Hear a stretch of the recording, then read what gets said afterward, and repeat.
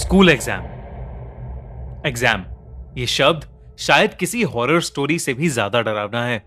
आज की कहानी भी इसी शब्द से जुड़ी है। पुनीत और करण बचपन से ही बहुत अच्छे दोस्त थे। वो नर्सरी से लेकर 11th क्लास तक एक ही क्लास में पढ़ते आए थे और वो दोनों ही बचपन से पढ़ाई में थोड़े कमजोर थे, पर दोनों स्पोर्ट्स में बहुत अच्छे थे। पुनीत स्कूल की फुटबॉल टीम का कैप्टन था और करण डिस्ट्रिक्ट बैडमिंटन चैंपियन था। टूर्नामेंट्स में बिजी रहने की वजह से दोनों को ही पढ़ाई करने का बहुत ही कम टाइम मिलता था। पूरा साल कैसे निकल गया उन्हें पता ही नहीं चला और अब उनके फाइनल एग्जाम्स शुरू होने में सिर्फ 10 दिन बचे थे।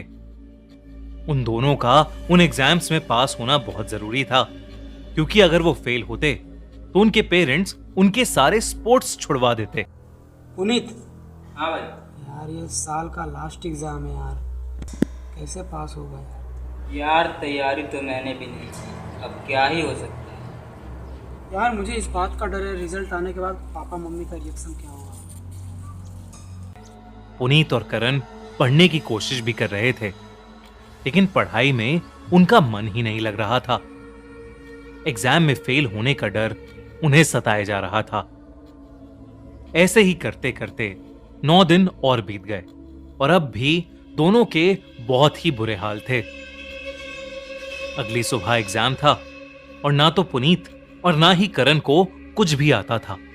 तभी पुनीत के दिमाग में एक आइडिया आया। उसने करण से कहा कि उस आइडिया में बहुत रिस्क है, लेकिन अब बस वही तरकीब थी जो उन्हें कल के पेपर में पास करा सकती थी।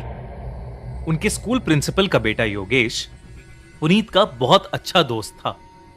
उसने योगेश को रात को फोन करके उससे उसकी मम्मी की ऑफिस की चाबी मांगी। पुनीत और करण का प्लान बहुत सिंपल सा था। वो जानते थे कि एग्जाम से एक दिन पहले ही क्वेश्चन पेपर प्रिंसिपल ऑफिस में आ जाता था। उन्हें बस वही पेपर ढूंढकर उसके क्वेश्चंस कॉपी करके घर लाने थे, पर वो नहीं जानते थे कि उनका ये सीधा सा दिखने वाला प्लान उन्हें कितना उल्टा पड़ने वाला था। और पुनीत चाबी से लॉक को खोलने लगा कि तभी करण को अपनी गर्दन पर थोड़ी ठंडी हवा महसूस हुई। उसने अपनी बाईं तरफ देखा तो उसे ऐसा लगा कि जैसे कॉरिडोर के एंड में कोई खड़ा उन्हें देख रहा है। कर वो दोनों तुरंत ऑफिस के अंदर घुस गए। वो दोनों ऑफिस में उस क्वेश्चन पेपर को ढूंढने में लग गए कि तभी उन दोनों के सामने कुछ ऐसा हुआ जिससे उन दोनों के होश उड़ गए। लेकिन तभी करण का ध्यान अलमारी में रखे एक पेपर पर गया। वो पेपर करण ने उसे उठाकर देखा तो वो कल सुबह होने वाले एग्जाम का ही क्वेश्चन पेपर था। पेपर को देखने की एक्साइटमेंट में करण और पुनीत दोनों ही भूल गए कि अभी क्या हुआ था और वो उस पेपर के क्वेश्चंस कॉपी करने लग गए। तभी अचानक से प्रिंसिपल के दरवाजे पर किसी ने नॉक किया। दरवाजे पर नॉक सुनकर पुनीत और करण का दिल उनके मुंह में आ गया। उन्हें लगा कि शायद योगेश ने प्रिंसिपल मैम को बता दिया है और वो उन्हें रंगे हाथों पकड़ने यहां आ गई हैं। वो दोनों बिना किसी आवाज किए प्रिंसिपल डेस्क के नीचे छुप गए। दरवाजे पर हो रही ठक-ठक धीरे धीरे बढ़ती जा रही थी। पुनीत और करण डरे सहमे बस वहीं छुपे रहे। देखते ही देखते कोई उस दरवाजे को अब जोर जोर से पीटने लगा था। ऐसा लग रहा था कि वो दरवाजा बस अब टूट ही जाएगा, पर तभी एकदम से सन्नाटा हो गया। दरवाजे पर हो रही ठक-ठक एकदम से बंद हो गई। पुनीत ने डेस्क के पीछे से उठकर दरवाजे पर नजर डाली और उसकी आंखों के सामने वो दरवाजा धीरे धीरे खुलने लगा। वो दरवाजा पूरा खुल गया, पर दरवाजे के उस ओर कोई नहीं था। जो कुछ भी हो रहा था वो पुनीत और करण की समझ से परे था।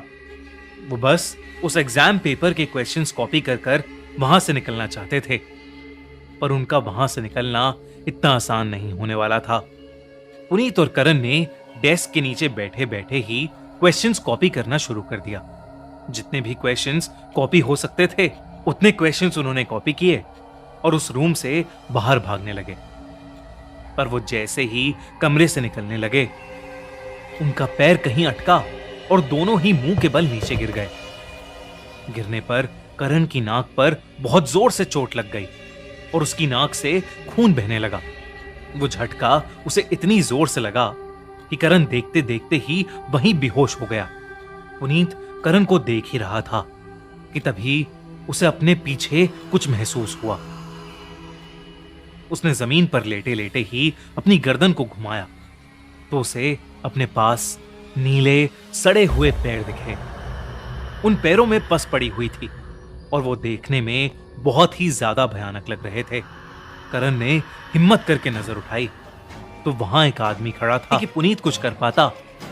उस भयानक आदमी ने अपने हाथ में पकड़ा वाइपर सीधा पुनीत के सर पर दे मारा और पुनीत वहीं गिरकर बेहोश हो गया और वो भयानक आदमी कहीं गायब हो गया।